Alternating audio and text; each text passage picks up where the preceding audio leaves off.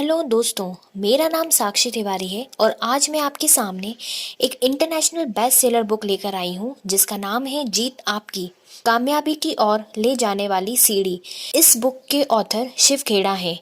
जीतने वाले कोई अलग काम नहीं करते, वह हर काम अलग ढंग से करते हैं। यह किताब किस किस्म की है? What kind of book is this? एक नज़रिए से देखा जाए तो ये निर्माण पुस्तिका कंस्ट्रक्शन मैनुअल है। ये कामयाबी के लिए ज़रूरी औजारों के बारे में बताती है और एक खुशहाल और भरपूर ज़िंदगी का नक्शा तैयार करती है। दूसरे नज़रिए से देखें तो ये लजीज खाना बनाने की रेसिपी बताने वाली किताब कुक बुक है। जिस तरह खाना बनाते समय उसमें इस्तेमाल होने वाले हर सही चीज़ को सही मात्रा में मिलाया जाए तो ही खाना बढ़िया बनता है, उसी तरह इस किताब में उन उसूलों के बाद कार्य योजना की शुरुआत कीजिए। Start an action plan. इस किताब का एक मकसद यह भी है कि आपको आने वाली ज़िंदगी के लिए एक कार्य योजना यानी कि एक्शन प्लान तैयार करने में मदद करे। अगर आपने अब तक कोई कार्य योजना नहीं बनाया है तो ये किताब आपको 3 चीज़ें बताएंगी। आप ये क्या हासिल करना चाहते हैं, आप किस तरह से उसे हासिल करना चाहते हैं और कब तक हासिल करने की योजना यानी कि प्लान है। इस किताब में कुल 11 अध्याय हैं, तो आइए आज हम पहला अध्याय करते हैं। नजरिए का महत्व, सकारात्मक रुख अपनाएं। एक आदमी मेले में गुब्बारे बेचकर गुजर बसर करता था। उसके पास लाल, नीले, पीले, हरे और इसके अलावा कई रंगों के गुब्बारे थे। जब उसकी बिक्री कम होने लगती तो वह हीलियम गैस से भरा एक गुब्बारा हवा में उड़ा देता। बच्चे जब उसके उड़ते गुब्बारे को देखते तो वैसा ही गुब्बारा पाने के लिए आतुर हो उठते। वह उसके पास गुब्बारे खरीदने के लिए पहुंच जाते और उस आदमी की बिक्री फिर बढ़ने लगती। उस आदमी की बिक्री जब भी घटती वह उसे बढ़ाने के लिए गुब्बारे उड़ाने का यही तरीका अपनाता। एक दिन गुब्बारे वाले को महसूस हुआ कि कोई उसकी जैकेट को खींच रहा है। उसने पलटकर देखा, वहाँ एक बच्चा खड़ा था। बच्चे ने उससे पूछा, अगर आप हवा में किसी काले गुब्बारे को छोड़ें तो क्या वह भी उड़ेगा? बच्चे के इस सवाल ने गुब्बारे वाले के मन को छू लिया। बच्चे की ओर मुड़कर उसने जवाब दिया, बेटे, गुब्बारा अपने रंग की वजह से नहीं बल्कि उसके अंदर भरी चीज की वजह से उड़ता है। हमारी ज़िंदगी में भी यही उसूल लागू होते हैं। अहम चीज़ हमारी अंदरूनी शख्सियत की वजह से हमारा जो नज़रिया बनता है वही हमें ऊपर उठाता है। हार्वर्ड यूनिवर्सिटी के विलियम जेम्स का कहना है, हमारी पीढ़ी की सबसे बड़ी खोज यही है कि इंसान अपना नज़रिया बदलकर अपनी ज़िंदगी को बेहतर बना सकता है। हमारा नज़रिया हमें कामयाबी दिलाता है। Our attitude contribute to success. Harvard विश्वविद्यालय द्वारा कराए गए एक अध्ययन के मुताबिक 85% मौक़ों पर इंसान को नौकरी या तरक्की उसके नज़रिए की वजह से मिलती है, जबकि अक्लमंदी या खास तथ्यों, फैक्ट्स और आंकड़ों, फिगर्स की जानकारी की वजह से केवल 15% मौक़ों पर ही मिलती है। ताज्जुब की बात है कि ज़िंदगी में कामयाबी दिलाने में तथ्यों और आंकड़ों के केवल 15% हिस्सेदारी होती है, पर शिक्षा की मद की सारी रकम इन्हीं चीज़ों को पढ़ाने में खर्च की जाती है। जीत आपकी नाम की यह किताब कामयाबी के बाकी 85% के बारे में ही है। अंग्रेजी भाषा में एटीट्यूड, नज़रिया सबसे महत्वपूर्ण लफ्ज़ है। ये ज़िंदगी के हर पहलू पर असर डालता है, यहाँ तक कि आदमी की निजी और व्यावसायिक ज़िंदगी पर भी। क्या कोई आदमी अच्छे नज़रिए के बिना अच्छा अफसर बन सकता है? क्या कोई छात्र अच्छे नज़रिए के बिना एक अच्छा छात्र बन सकता है? क्या माँ बाप, शिक्षक, सेल्समैन, मालिक, कर्मचारी अच्छे नज़रिए के बगैर अपना किरदार, रोल अच्छी तरह निभा सकते हैं? हमारे क्षेत्र चाहे जो हो, कामयाबी की बुनियाद तो नज़रिया ही है। अगर कामयाब होने के लिए नज़रिए की इतनी अहमियत है तो क्या हमें ज़िंदगी के बारे में अपने नज़रिए की जांच परख नहीं करनी चाहिए? और क्या हमें खुद से ये सवाल नहीं करना चाहिए कि हमारा नज़रिया हमारे मकसद पर कैसे असर डाल सकता है? हीरों से भरा खेत, acres of diamonds. Hafeez Africa का एक किसान था। वह अपनी ज़िंदगी से खुश और संतुष्ट था। हफीज़ खुश इसलिए था कि वह संतुष्ट था। वह संतुष्ट इसलिए था क्योंकि वह खुश था। एक दिन एक अक्लमंद आदमी उसके पास आया। उसने हफीज़ को हीरो के महत्व और उनसे जुड़ी ताकत के बारे में बताया। उसने हफीज़ से कहा, अगर तुम्हारे पास अंगूठा जितना भी बड़ा हीरा हो तो तुम पूरा शहर खरीद सकते हो, और अगर तुम्हारे पास मुट्ठी जितना बड़ा हीरा हो तुम तुम अपने लिए शायद पूरा देश ही खरीद लो। वह अक्लमंद आदमी इतना कहकर चला गया। उस रात हफीज सो ना सका। वह असंतुष्ट हो चुका था, इसलिए उसकी खुशी भी खत्म हो चुकी थी। दूसरे दिन सुबह होते ही हफीज ने अपने खेतों को बेचने और परिवार की देखभाल का इंतजाम किया और हीरे खोजने की तलाश में रवाना हो गया। वह हीरों की खोज में पूरा अफ्रीका भटकता रहा, पर उन्हें पा नहीं सका। उसने यूरोप में भी ढूंढा, पर वह वहां भी नहीं मिले। स्पेन पहुंचते पहुंचते मानसिक, शारीरिक और आर्थिक स्तर पर पूरी तरह टूट चुका था। वह इतना मायूस हो चुका था कि उसने बार्सिलोना नदी में कूदकर खुदकुशी कर ली। इधर जिस आदमी ने हफीज के खेत खरीदे थे, वह एक दिन उन खेतों से होकर बहने वाले नाले में अपने ऊँटों को पानी पिला रहा था। तभी सुबह के वक्त उग रहे सूरज की किरणें नाले के दूसरी ओर पड़े एक पत्थर पर पड़ी और वह इंद्रधनुष की तरह जगमगा उठा। यह सोचकर कि वह पत्थर उसकी बैठक में अच्छा दिखेगा, उसने उसे उठाकर अपनी बैठक में सजा दिया। उसी दिन दोपहर में हफीज को हीरो के बारे में बताने वाला आदमी खेतों के एक नए मालिक के पास आया। उसने उस जगमगाते हुए पत्थर को देखकर पूछा, क्या हफीज लौट आया? नए मालिक ने जवाब दिया, नहीं। लेकिन आपने यह सवाल क्यों पूछा? अक्लमंद आदमी ने जवाब दिया, क्योंकि यह हीरा है, मैं उन्हें देखते ही पहचान लेता हूँ। नए मालिक ने कहा, नहीं, यह तो महज एक पत्थर है, मैंने इस नाले के पास से उठाया है। आइए मैं आपको दिखाता हूँ। वहाँ पर ऐसे बहुत सारे पत्थर पड़े हुए हैं। उन्होंने वहाँ से नमूने के तौर पर बहुत सारे पत्थर उठाए और उन्हें जांचने परखने के लिए भेज दिए। वह पत्थर हीरे ही साबित हुए। उन्होंने पाया कि उस खेत में दूर दूर तक हीरे दबे हुए थे। इस कहानी से हमें क्या सीख मिलती है? इससे हमें 6 सीख मिलती है। मौके हमेशा हमारे पांव तले दबे हुए हैं। हमें उनकी तलाश में कहीं जाने की जरूरत नहीं है, हमें केवल उनको पहचान लेना है। दूसरे के खेत की घास हमेशा हरी लगती है। हमें दूसरे के पास मौजूद चीज़ों को देखकर ललचाते रहते हैं। इसी तरह दूसरे हमारे पास मौजूद चीज़ों को देखकर ललचाते हैं। हमसे अपनी जगह की अदला बदली करने का मौका हासिल करके उन्हें खुशी होगी। जिन्हें मौके की पहचान नहीं होती, उन्हें मौके को खटखटाना शोर लगता है। मौका जब आता है तो लोग उसकी अहमियत नहीं पहचानते। जब मौका जाने लगता है तो उसके पीछे भागते हैं। कोई मौका दोबारा नहीं खटखटाता। दूसरा मौका पहले वाले मौके से बेहतर या बदतर हो सकता है, पर वह ठीक पहले वाले मौके जैसा नहीं हो सकता। इसलिए सही वक्त पर सही फैसला लेना बेहद जरूरी होता है। गलत वक्त पर लिया गया फैसला भी गलत फैसला बन जाता है। David and Goliath. हम सभी बाइबल में बताई गई डेविड और गोलियत की कहानी जानते हैं। गोलियत एक राक्षस था। उसने हर आदमी के दिल में अपनी दहशत बैठा रखी थी। एक दिन 17 साल का एक भेड़ चराने वाला लड़का अपने भाइयों से मिलने के लिए आया।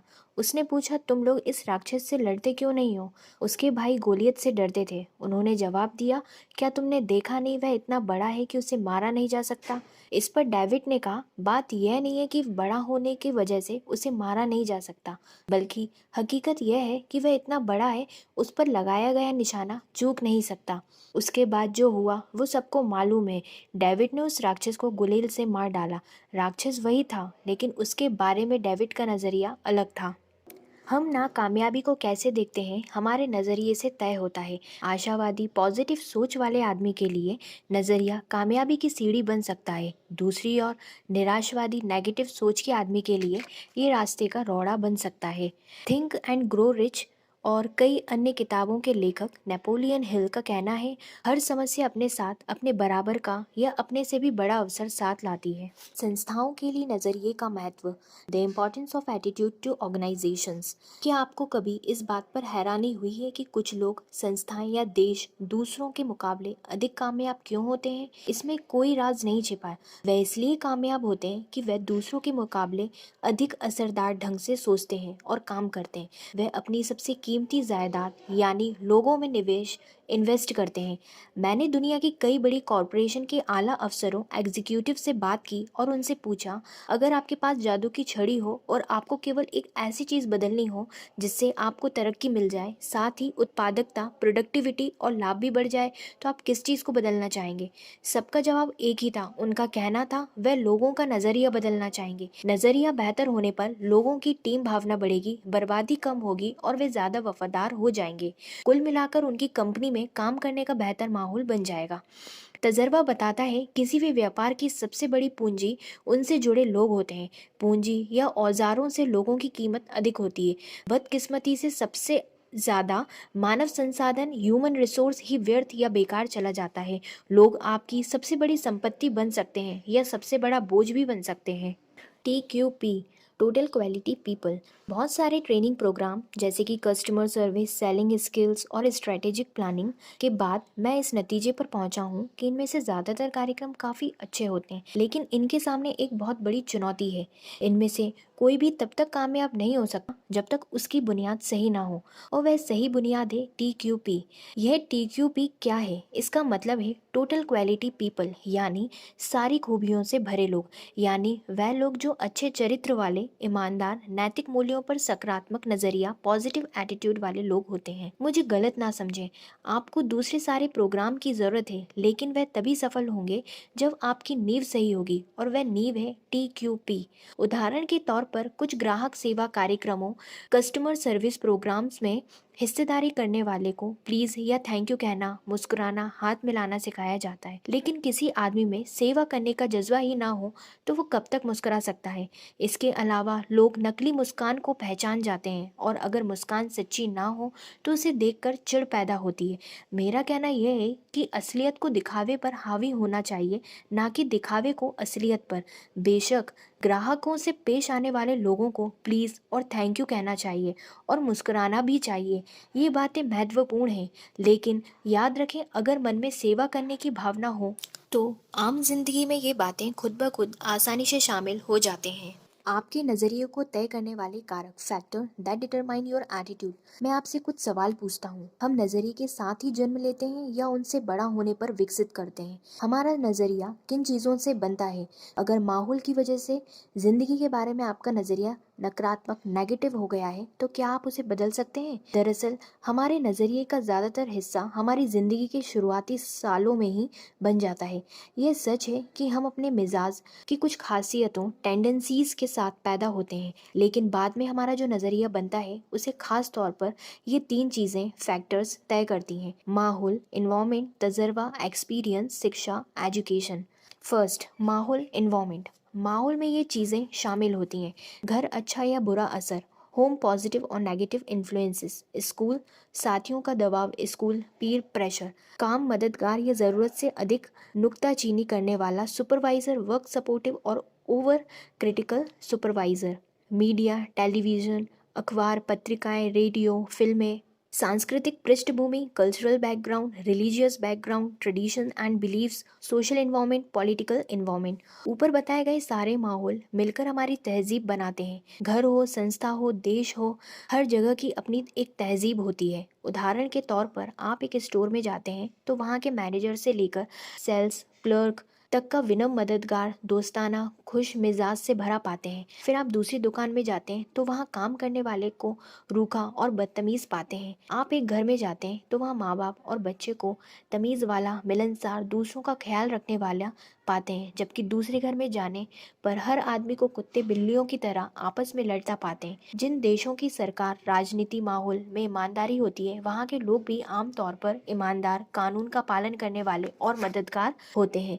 इसका उल्टा भी उतना ही सही है। जिस तरह बेईमान, भ्रष्ट माहौल में एक ईमानदार आदमी का जीना मुश्किल हो जाता है, उसी तरह ईमानदारी से भरे माहौल में बेईमान व्यक्ति को मुश्किल होती है। अच्छे माहौल में मामूली कर्मचारी का भी काम करने में शक्ति बढ़ जाती है, जबकि बुरे माहौल में अच्छा काम करने वाले के काम की शक्ति घट जाती है। कल्चर कभी नीचे से ऊपर की ओर नहीं जाती, बल्कि वह हमेशा ऊपर से नीचे की ओर आती है।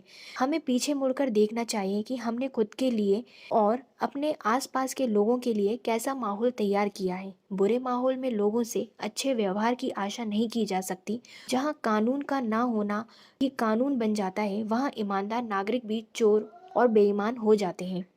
कुछ समय निकालकर इस बात का गौर कीजिए कि हमारा माहौल हम पर कैसे असर डालता है, और हम जो माहौल तैयार करते हैं वह दूसरे पर कैसे असर डालता है। Second, experience. अलग अलग लोगों से मिले तजर्बे के मुताबिक हमारा व्यवहार भी बदल जाता है। अगर किसी इंसान के साथ हमें अच्छा अनुभव मिलता है तो उसके बारे में हमारा नज़रिया अच्छा होता है। पर बुरा अनुभव मिलने पर हम सावधान हो जाते हैं। अनुभव और घटनाएं हमारी ज़िंदगी के संदर्भ रेफरेंस पॉइंट बन जाते हैं। हम उनमें नतीजे निकालते हैं जो भविष्य के लिए गाइडलाइंस की भूमिका निभाते हैं। Third, education. शिक्षा औपचारिक, अनौपचारिक, फॉर्मल, इनफॉर्मल दोनों तरह की होती हैं। आजकल हम लोग सूचनाओं के सागर में गोते लगा रहे हैं, लेकिन ज्ञान और समझदारी का अकाल पड़ा हुआ है। ज्ञान को योजनाबद्ध ढंग से समझदारी में बदला जा सकता है और समझदारी हमें कामयाबी दिलाती है। शिक्षक की भूमिका काफ़ी महत्वपूर्ण होती है। उसका प्रभाव अनंत काल, एटर्निटी तक रहता है। इसका असर ही लहरें अनगिनत हैं। शिक्षा ऐसी होनी चाहिए जो हमें केवल रोजी रोटी कमाना नहीं बल्कि जीने का तरीका भी सिखाए। सकारात्मक नज़रिए वाले लोगों को कैसे पहचानें? How do you recognise people with a positive attitude? जिस तरह सेहत खराब ना होने का मतलब अच्छी सेहत नहीं होता, उसी तरह किसी इंसान के नेगेटिव ना होने का मतलब यह नहीं होता कि वह पॉजिटिव है। सकारात्मक नज़रिए वाले लोगों की शख्सियत, पर्सनैलिटी में कुछ ऐसी खासियत होती हैं जिनकी वजह से उन्हें आसानी से पहचाना जा सकता है। ऐसे लोग दूसरों का ख्याल रखने वाले, आत्मविश्वास से भरे, धीरज वाले और विनम्र होते हैं। ये लोग खुद से और दूसरों से काफ़ी ऊंची उम्मीदें रखते हैं। उन्हें अच्छे नतीजे हासिल होने की आशा रहती है। सकारात्मक नज़रिए वाला आदमी हर मौसम में फलने वाला बारहमासी फल जैसा होता है। उसका हमेशा स्वागत किया जाता है। सकारात्मक नज़रिए के फ़ायदे, the benefits of a positive attitude. सकारात्मक नज़रिए में कई फ़ायदे होते हैं। इन्हें आसानी से देखा जा सकता है, लेकिन आसानी से दिखाई देने वाली चीज़ को ही आसानी से अनदेखी भी कर दिया जाता है। सकारात्मक नज़रिया आपके लिए फ़ायदेमंद। शख्सियत खुशनुमा हो जाती है, जोश पैदा हो जाता है, ज़िंदगी का आनंद बढ़ जाता है, आपके अगल बगल के लोगों को प्रेरणा मिलती है, आप समाज में महत्वपूर्ण योगदान देने वाले सदस्य और राष्ट्र की संपत्ति बन जाते हैं। संस्थाओं के लिए उत्पादकता बढ़ जाती है, यानी प्रोडक्टिविटी बढ़ जाती है, टीम भावना बढ़ती है, समस्याएं हल हो जाती हैं, क्वालिटी बढ़ जाती है, माहौल आपके मुताबिक बनता है, वफादारी बढ़ जाती है, लाभ ज़्यादा मिलता है, मालिक, कर्मचारी और ग्राहक के बीच बेहतर संबंध बनते हैं, तनाव कम होता है। नकारात्मक नज़रिए के नतीजे, the consequences of a negative attitude. ज़िंदगी की राह रुकावटों से भरी पड़ी है और अगर हमारा नज़रिया नकारात्मक हो तो अपने लिए सबसे बड़ी रुकावट हम खुद बन जाते हैं। नकारात्मक नज़रिए वाले लोगों के लिए दोस्ती, नौकरी, शादी, संबंधों को कायम रख पाना काफ़ी मुश्किल होता है। नकारात्मक नज़रिए की वजह से संबंधों में कड़वाहट बढ़ जाती है, लोग नाराज़ रहते हैं, ज़िंदगी बेमकसद हो जाती है, सेहत खराब रहती है, खुद के लिए और दूसरों के लिए तनाव बढ़ाता है। नकारात्मक नज़रिए की वजह से घर और कामकाज के जगह का माहौल बिगड़ जाता है। ऐसा आदमी समाज के लिए बोझ बन जाता है। ये लोग अपने नकारात्मक नज़रिए को छुआछूत रोग की तरह अपने आसपास के लोगों को आने वाली पीढ़ियों तक फैला देते हैं। अपने नकारात्मक नज़रिए से वाकिफ होने के बावजूद हम उसे बदलते क्यों नहीं हैं? When we become aware of our negative attitude, why don't we change? इंसान का स्वभाव आमतौर पर बदलाव विरोधी होता है। हमें बदलाव तकलीफ दे लगता है। बदलाव का नतीजा अच्छा हो या बुरा, पर अक्सर इससे तनाव बढ़ता है। कई बार हम अपनी बुराइयां, नेगेटिविटी के साथ जीने में इतना आराम महसूस करते हैं कि बेहतरी के लिए होने वाले बदलावों को भी कबूल नहीं करना चाहते हैं। हम बुरे ही बने रहना चाहते हैं। चार्ल्स डिकेंस ने एक ऐसे कैदी के बारे में लिखा जो सालों तक एक काल कोठरी में कैद रहा। सज़ा काटने के बाद उसे आज़ाद कर दिया गया। उसे काल कोठरी से बाहर खुली धूप में लाया गया। उस आदमी ने अपने चारों ओर देखा। कुछ देर में वह अपनी इस नई आज़ादी से परेशान हो गया। उसने वापस काल कोठरी में जाने की इच्छा जाहिर की। वह आज़ादी और खुली दुनिया के बदलावों को कबूल करने के बजाय काल कोठरी, अंधेरे और हथकड़ियों में ही सुरक्षा और आराम महसूस कर रहा था, क्योंकि वह उन्हीं का आदी हो चुका था। इन दिनों भी कई कैदी ऐसे ही व्यवहार करते हैं। एक अनजाने संसार के साथ तालमेल कायम करने का तनाव उनकी बर्दाश्त से बाहर होता है, इसलिए वे जानबूझकर और अपराध करते हैं ताकि उन्हें वापस जेल में भेज दिया जाए। वहाँ उनकी आज़ादी पर भले ही पाबंदी रहती हो, लेकिन उन्हें अपने बारे में कम फैसले लेने पड़ते हैं। अगर हमारा नज़रिया नकारात्मक तो हमारी ज़िंदगी सीमाओं में कैद है। ऐसे नज़रिए की वजह से हमको अपने काम में सीमित कामयाबी ही मिल सकेगी। हमारे दोस्तों दोस्तों की तादाद कम होगी और हम जिंदगी का कम आनंद उठा पाएंगे। अगले अध्याय चैप्टर में सकारात्मक नज़रिया विकसित करने के तरीकों के बारे में चर्चा करूंगा। हो सकता है कि सकारात्मक नज़रिया विकसित करने के लिए हमको थोड़ा तनाव झेलना पड़े और बदलाव की वजह से अनिश्चितता सी महसूस हो, पर यकीनन हमें इसका लाभ मिलेगा। ये अध्याय यहीं खत्म होता है। आप लोग अपनी एक कार्य योजना बना लें, अपनी 2 समस्याएं लिखिए, उसके बाद उनमें से हर समस्या से हासिल हो सकने वाले कम से कम एक अच्छे नतीजे के बारे में लिखिए। दोस्तों, अगले वीडियो में मैं आपके लिए अध्याय 2 लेकर आऊंगी, जिसका नाम है सकारात्मक नजरिया कैसे विकसित करें, how to develop positive attitude. जाते जाते वे 4 लाइन आप लोगों के लिए। ज़मीर जिंदा रख, कबीर जिंदा रख, सुल्तान भी बन जाए तो दिल में फकीर जिंदा रख, हौसलों के तरकश में कोशिश का वो तीर जिंदा रख, हार जा चाहे जिंदगी में सब कुछ, मगर फिर से जीतने की उम्मीद जिंदा रख। दोस्तों, अगर आपको ये वीडियो पसंद आई तो प्लीज़ लाइक करें, शेयर करें, सब्सक्राइब करें। जय हिंद।